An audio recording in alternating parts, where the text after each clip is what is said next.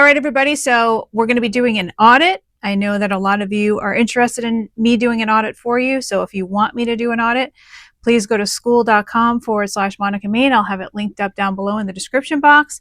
And basically what an audit does is it allows you to kind of get an idea of what I would do if I had your credit and how I would improve your credit as fast as humanly possible. So then that way you have some kind of battle plan on exactly what to do to drastically and dramatically increase your FICO score as quickly as possible. So let's take a look at the audits that I have for today. And let's see. Oh, I guess I didn't do the scratch out like I was supposed to. So I guess I'll be doing that as we go. It's kind of like doing your homework as you go along. So this is kind of an unusual name here. Dal Marorrow. Never heard of that name before in my life. It's a very unique name. And I can already see that there's an issue between TransUnion and Experian and Equifax as far as your personal information and data. So that's something that Dal Marorrow is going to have to do. Now, Dal Marorrow is, if I'm not saying that right, I'm so sorry. I butcher people's names all the time. Dal Marorrow is located in Georgia. And so it's going to be up to this individual to determine whether or not the personal information is correct. It looks like there's 2 employers listed. So the second employer that you have listed under your personal information probably should be eliminated unless you just changed jobs like recently. So right off the bat, I'm going to show you, guys and gals out there, what we're looking for as far as our mid-FICO score. So when I refer to the mid-FICO score, give you guys a little bit of a quick quiz here. Take a look at all of these credit scores. You guys see credit score, credit scores, credit score, Experian, Equifax, TransUnion. What is the middle score? What is the mid-FICO score? When we talk about a mid-FICO score, what is the middle of the 3? And it looks like for Dal Marorrow, it's a 640 with Experian, and the lowest is with Equifax. And with TransUnion, it's 641, which is the highest. So this is a pretty heavy-duty credit report. And right off the bat, I'm noticing a problem. Let's just focus on Experian for the second here. So take a look at usage. Usage is going to drive your credit rating down. It's going to drive your FICO score down. Okay, so when you're at 100%, or I've seen some people over 100%, believe it or not, that's driving down your FICO score, Dal Marorrow. So for all of you that are not at or below, like 33% should be the max. And even then, the way the algorithms are starting to score credit nowadays, they're actually penalizing you for being even at 33%, which is a third. So if you can be, I mean, this is across the board, by the way. This isn't just with one specific credit card. So if you can be ideally below 7%, that's better. But of course, most people are like, 7%, Monica, that's like crazy. Well, it could be 7% if you had a whole bunch of credit cards you weren't using and that were just stacked up in your safe. That is a possibility. However, if you can get it below like 25%, then your FICO score will be able to increase from that point forward. And then even better, if you can get yourself business credit, to whereas it's business credit that does not report on your personal FICO scores or your personal credit reports. So that means that you can get pretty much any business credit card with the exception of Capital One Sparks or Discover Business, because those 2 actually do report on your personal, credit reports, unfortunately. But all the other business credit card companies, for the most part, unless, I don't know about them, but I'm sure there's somebody out there. But if you get a Citibank, Costco, Visa business card, if you get an American Express business card of any kind, if you get pretty much any other business credit card, obviously you have to have a business, which means that you have to form an S corporation or single member LLC in either your home state or one of the anonymous states. I talk about it in another video, so I'm not going to go into detail now. And then, of course, you need an EIN, which stands for Employer Identification Number, which is essentially the Social Security number for your corporate entity. So you do need to have that EIN to be able to apply for business credit. And so the way you can bring your usage down, which is going to be hard for Dal Marorrow until Dal Marorrow increases, I'm assuming it's a he, I'm sorry if it's not, he's got to increase his FICO. He's got to get over 700, and right now he's at like 640, say. Equifax is probably the easiest of the 3 credit reporting bureaus to increase your FICO score. TransUnion is also not bad as well. So let's see what we can do right away, Dal Marorrow, to increase your FICO. Now, the good news is there's no public records, which means no bankruptcies, no inquiries at all, which means that would have been an easy low-hanging fruit. No collection accounts, so good on you, Dal Marorrow. So the main thing that I see right now that's the problem here, let's get off of Equifax because I hate that credit report. Let's go with Experian, because Experian and TransUnion tend to be the more above board of the 3 credit reporting bureaus. Only you know whether or not your current address is valid. I'm assuming it is, and it looks like you've lived there forever. There's only one address in Georgia, so that's probably good. Only you know if your year of birth is adequate or, And then here's the thing. Okay, so I could see on one of your credit reports, maybe 2, I don't know. I see on TransUnion it has 2 employers listed. Let's see what Equifax has. Equifax has 1 employer listed, and then Experian has 0 employers listed. So what you need to do is, not all of these can be correct, which means, Dal Marorrow, you're going to have to do a personal. So basically there's going to be 3 letters that we typically do. Letter number 1 is going to be for updating personal information. Letter number 2 is going to be for disputing anything closed negative starting off. And letter number 3 is to dispute hard inquiries. Of course, there are no hard inquiries for Dal Marorrow, so he's only going to do 2 of the 3 letters. And so the very first letter that Dal Marorrow is going to do is to update his personal information. And again, only he's going to know whether this is a correct address or not. But I can tell you right now, the employers are not correct. So Dal Marorrow, in his personal letter, his personal update letter, he's going to tell Equifax, I'm not with this company. I'm actually with this other company. Please update my personal information on my credit report.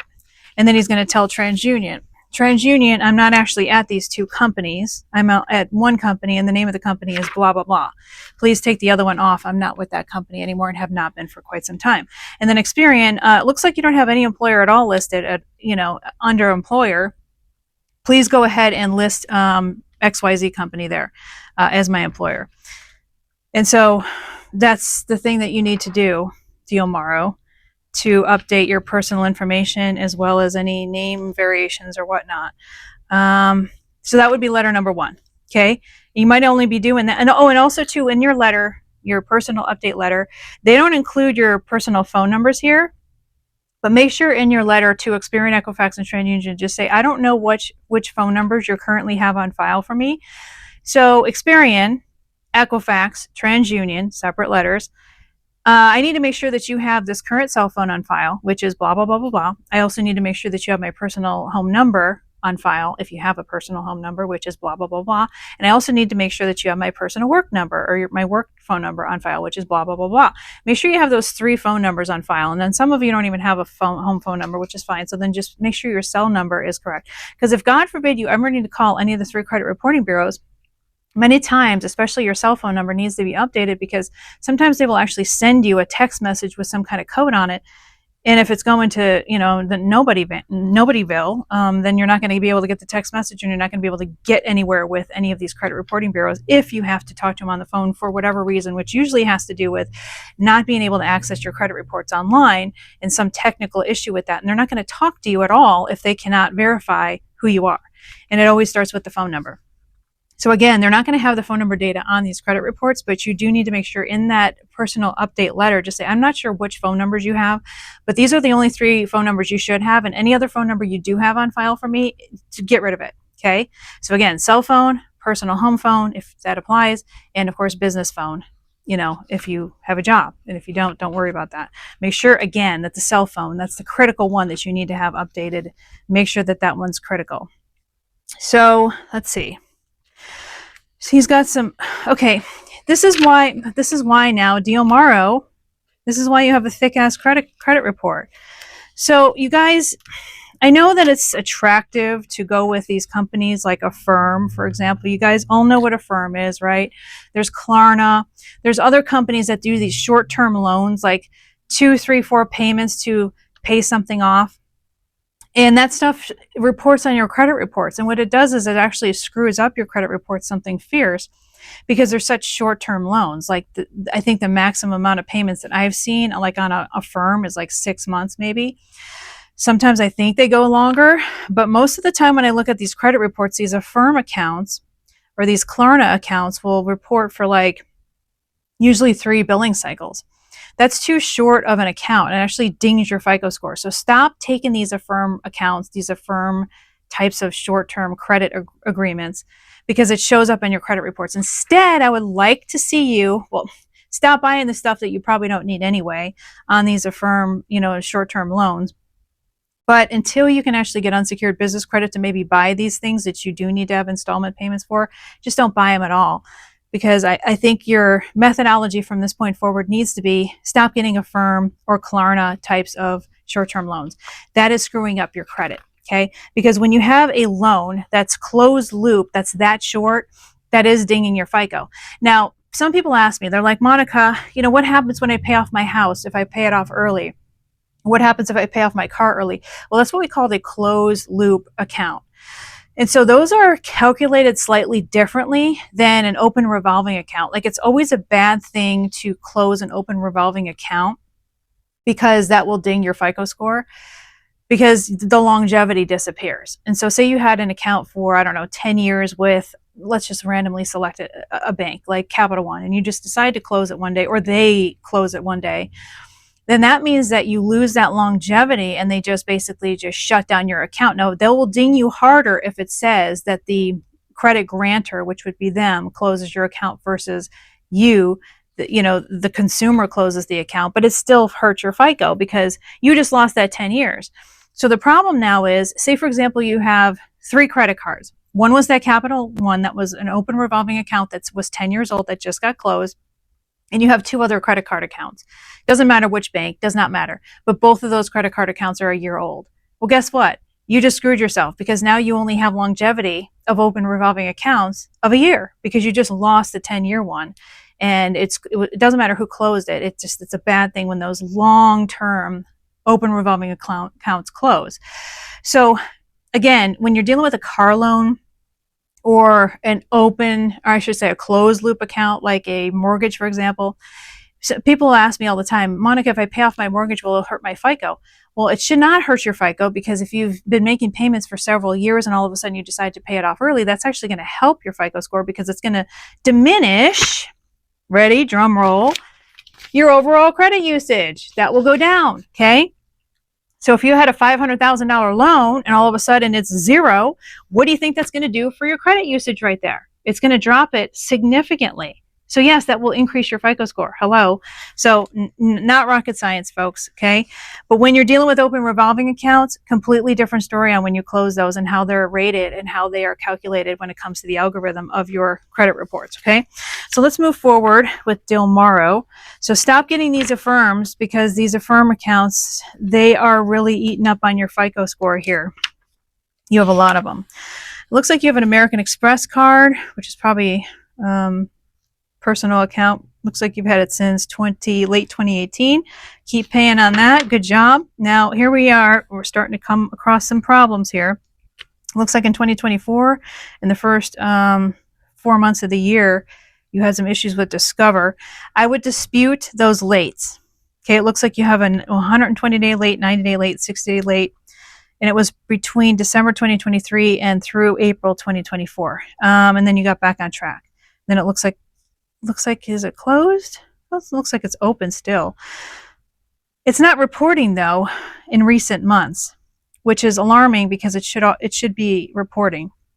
So what I would do is I would do a dispute and I would say never been late. Okay, so that is going to be your dispute. And like I said, always, always, always, I like to focus on accounts that are closed and negative first in our first round of disputes. But it looks like you might not have any of those.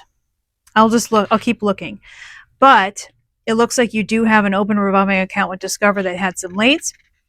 I would go ahead and dispute that sucker, and I would say never been late. And it's going to be up to them meaning the credit reporting bureaus, Experian, Equifax, and TransUnion, are going to have to do an investigation with Discover, and Discover is going to have to prove that you were late, okay? So that's how the investigation goes. Same with First Premier Bank. Looks like you had a whole bunch of lates. You had a rough patch, it looks like, in the first half of 2024. So sorry to hear that. But, I will give you kudos for getting back on track in 2025. But again, First Premier Bank, dispute those lates. Looks like you have a really good stellar credit history with Navy Federal Credit Union. By the way, all of you should have a Navy Federal Credit Union account. if you want to refer back to my my Navy Federal Credit Union tutorial I did on how to actually open up a Navy Federal Credit Union account. All you need is $5 to do it. It's a really good credit union to get in on. You don't even need to be in the military. And so in that video, I share with you exactly how to get an account, even if you yourself are not in the military. Very easy to do online. And the way I did it was I just basically said my grandfather was in the Navy, which he actually was. Never met the dude, died long before I was born. But I said, you know, I had a grandfather in the Navy, which I did. They never asked me what the dude's name was, never asked me his date of birth, nothing. So it's very easy to get an online account with Navy Federal to open up a savings account with $5. And they just need a $5 pledge from you. And that's it. And then once you establish a relationship with them, they have some really good interest rates and really good home loan options, but they also have some really good ways of being able to help you build your credit. Plus, they're fairly lenient when it comes to too many hard inquiries on your credit reports and basically being able to issue you some credit, especially at those lower interest rates. So good for you, Dal Marorrow, for having a business relationship with them since 2017 and keeping good on that credit card. So keep it up. Looks like you have a couple credit cards, 3 credit cards, damn. And then there's a PennyMac loan service. And then it looks like you already disputed this because it says consumer statement, never late, account was paid as agreed.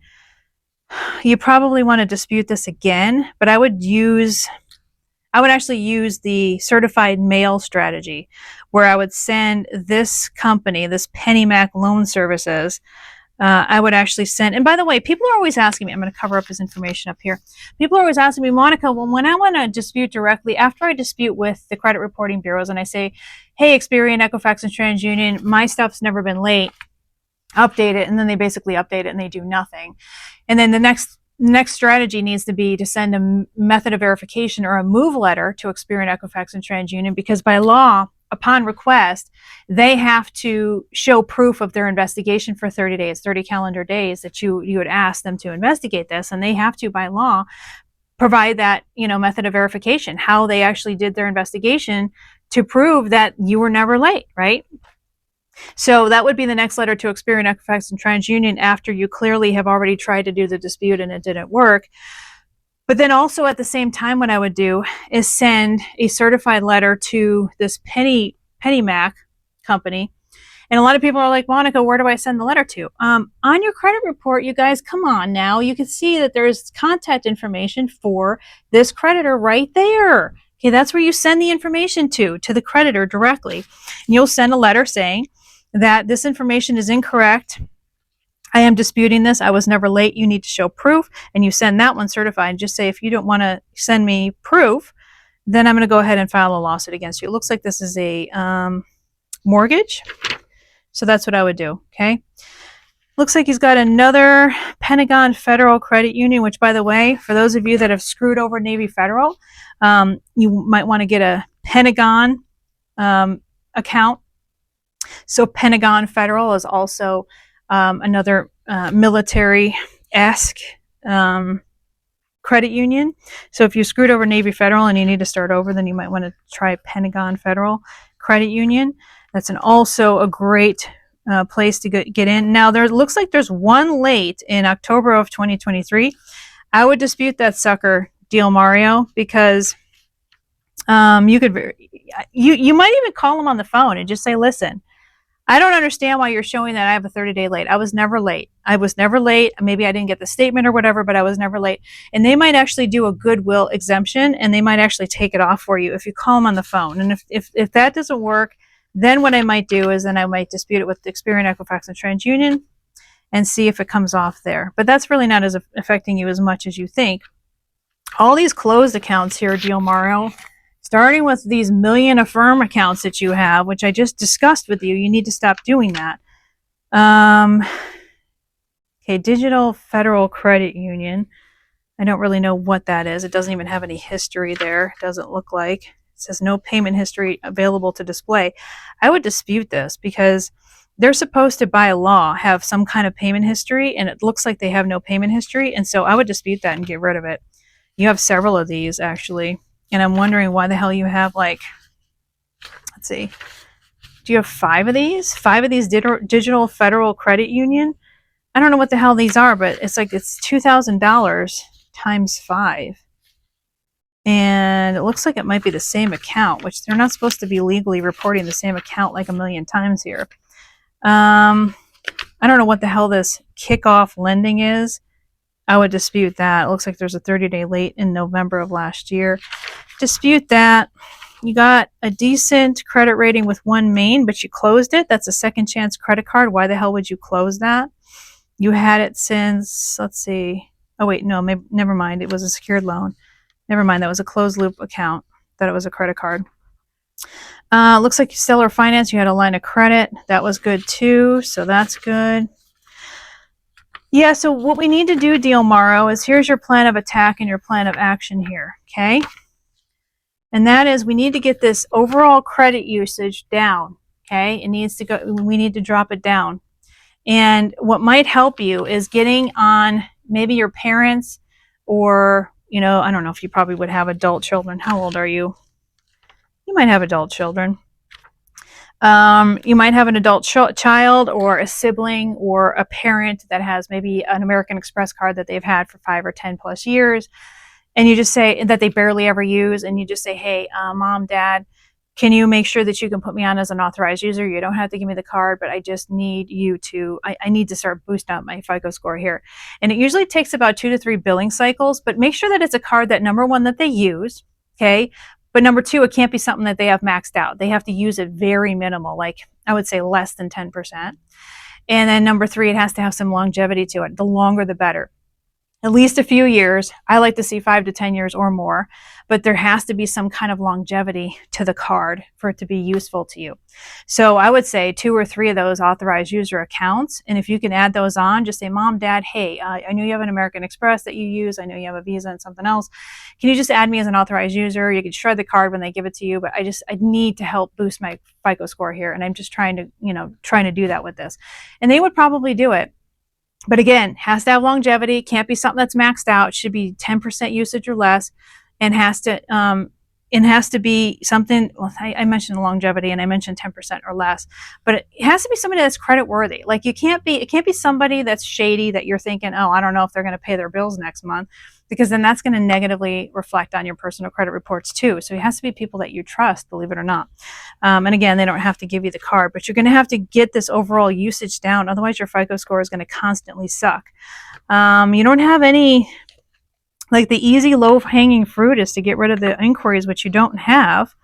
So, you know, the delinquencies are all these delinquencies that you have on all these different accounts. You need to start disputing those and get rid of those, because that's also negatively affecting you. And stop getting those affirm counts, please. Just stop it. I don't know what the hell you're buying that's so freaking important, but you know, you bought something for $87 and you're taking monthly payments of $31 a month. Come on now. You know, same with this $432 thing, $79 a month for 6 months. And then you have a 12-month thing for $829, $83 a month with Affirm. You got to stop getting these Affirm accounts. That's just the reality, and that goes for all of you. The Affirm accounts are really damaging your FICO score. So stop doing that, all right? Let's move on to the next one here. This, if you thought that Dal Marorrow's was heavy duty, I mean, you could literally probably beat somebody to death with this credit report here. And of course, I didn't mark this off, but the good news is I'm glad I didn't, because we have Jared here, and Jared is out of, I think he's in Nebraska. It's between Iowa and Nebraska, I think. So only he knows where he actually lives. You have way too many addresses here, Jared, and you need to do something about this, because 1, 2, 3, 4, 5, 6, 7, 8, you have 10 addresses. So unless you move once a year, which maybe you do, you need to get rid of all these addresses and try to minimize it to the last like 2 addresses. Try to get rid of all of them if you can. Just you want to clean all this up. Also, you have an AKA that can't possibly be right. Looks like every single credit report has a different last name for you, okay? So I'm going to just get rid of this, because obviously I want to shield who you are. But one credit report, which is TransUnion, has 2 of your last names. Experian only has 1 of the last names, and Equifax has the other of the 2 last names. So you need to figure this out. Who are you, Jared? And who do you want to be? And then you need to clean all this up with everybody. So If you decide, for example, and I'm just going to use some random last name, which is not you, but say, for example, your last name is Smith hyphen Wexler, okay? So on one credit report, it has a Smith, and then one credit report has Wexler, and one credit report has Smith Wexler. That's not really his last name, but I'm just giving you, kind of an idea of how it's laid out on these credit reports. So he needs to decide who he wants to be. And then he needs to straighten it out with everybody else. So if he literally wants to be Smith-Wexler, then he needs to straighten it out with the other two credit reporting bureaus that are not reporting this correctly. If he only wants to be Smith, then the other two who are Wexler and Smith-Wexler, he needs to get rid of those, okay? Again, that's not his last name, but I'm just trying to, give you an example. All right, so let's take a look at his mid-FICO. So here's a little crash course quiz for you. Taking a look at these three reports. What is his mid-FICO? Can you guys see? Yeah? I think you can, and I think you guys already know. But he's got the lowest, which is 588 with Experian. He's got 610 with TransUnion and 617 with Equifax. So he's got his mid-FICO is with TransUnion at 610. The problem I see right off the bat is, you guys can probably already see, but take a look. Credit usage is way too high. We need to get that lower, which is why it's in the orange/red area. Now let me see what's going on here with your credit reports. Let's go back to forward. And I'm working with Experian. I like to work with all of them, but Equifax is probably, like I said, the most useless of all of them. Let me see what we have for low-hanging fruit for you to try to help you fix this as quickly as possible. You have no public records, which means you have no bankruptcy, so that's good. Let's see here. You have no collection accounts, which is also good. So let's see if you have any hard inquiries that we can target. No, you actually have no hard inquiries either. So the problem is probably either late. Yeah, there's some charge-offs here. Major charge-offs that we have going on here, Jared. So let's see what we can do. So you have open accounts. You have an Apple Card since 2023. Never been late. Keep making your payments. You have a Department of Education. 2020, you had a 150-day late. 2025, you have a 120-day late. So we need to dispute, I would dispute that, saying that you've never been late. And hopefully it looks like you've caught up on your payments, so good for you. And it looks like you have the same, account being reported several times, unless I'm mistaken, which means you need to, I would dispute all of those. You have 4 of the same Department of Education being reported with the same exact information, same account number, same open date, same. Well, it looks like the balance is slightly different. I would just dispute them all and see what happens. Capital One, looks like it's been charged off. $347, like really, Jared? So, you guys, when the amount is that low, try to figure out a way to pay it, like for real, okay? Try to figure out if you can collect some cans, sell some crap on eBay, do something to pay this. Because what ends up happening is, here's a strategy that I don't talk about a lot. And this is how you can get stuff permanently removed, especially when this will be in the hands of a collection agency at some point, okay? If it hasn't already started the transfer, it should, because the charge-off looks like it's been since 2021. Yeah, 2021. I just think it's because it's such a small amount. They're probably not going to, waste their time transferring it over at this point.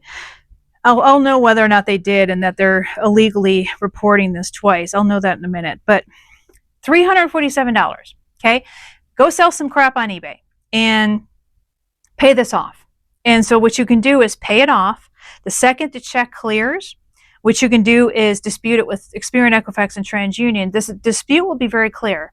Inaccurate information that needs to be fully investigated, okay? Because people always ask me, well, Monica, what should be the dispute?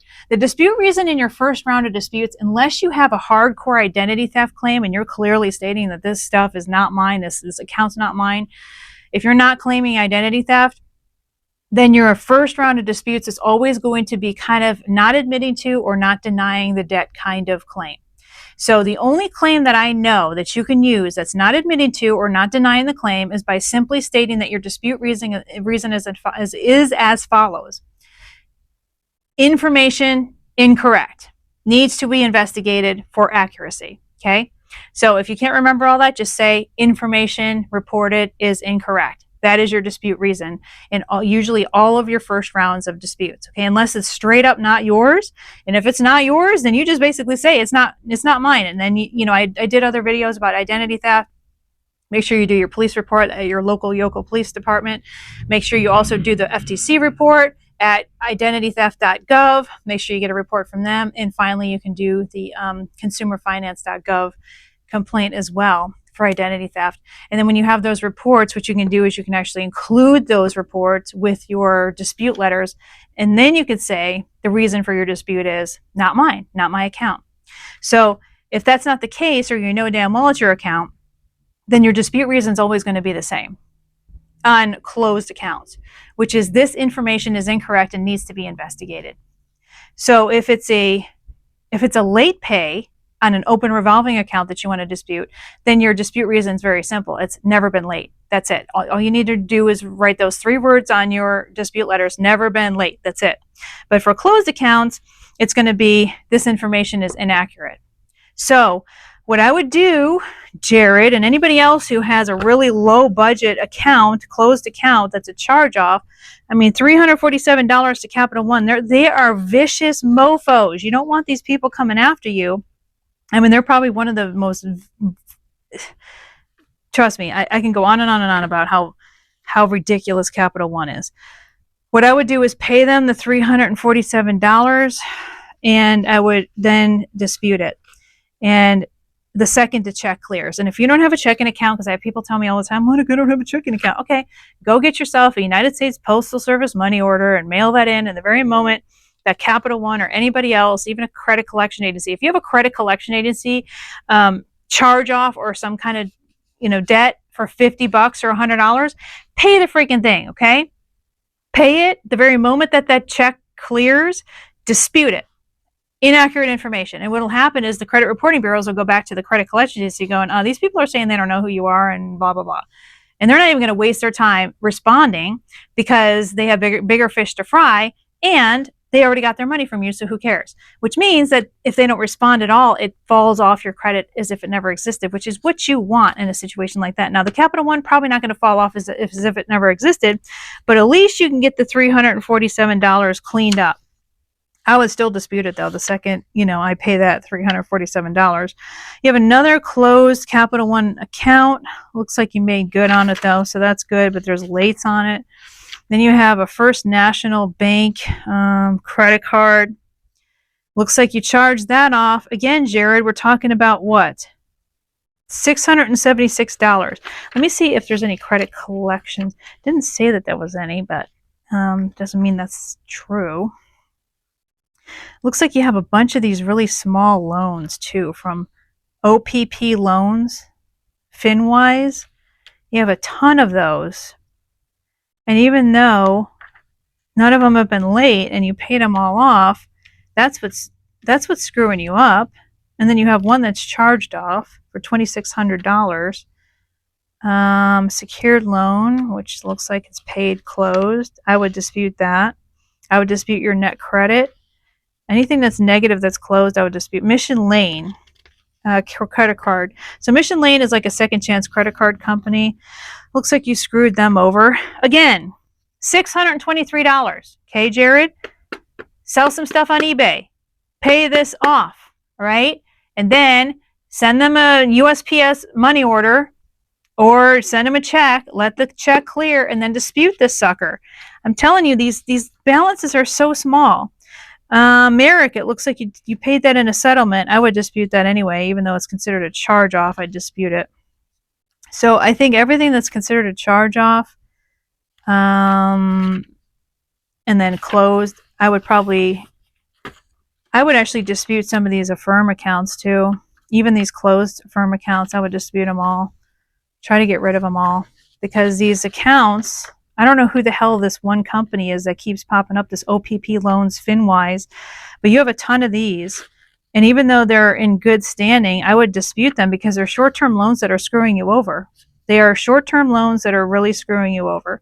Same with these, we talked about Dal Marorrow and his Affirm things. He should dispute those Affirms too. You should disperse these whatever the hell these are. And then Union Trust, that's a good account. You can leave that one on there. But it looks to me like we're not really doing a good job here with new accounts. So for you, Jared, what I would recommend that you do is you have an Apple Card, which is you're keeping in good standing. So you're starting a new credit profile. I would dispute these Department of Educations right away. I'd pay off the $347 to Capital One and dispute that the second the check clears. This other one I wouldn't worry about. And then it's up to you if you want to pay this First National Bank.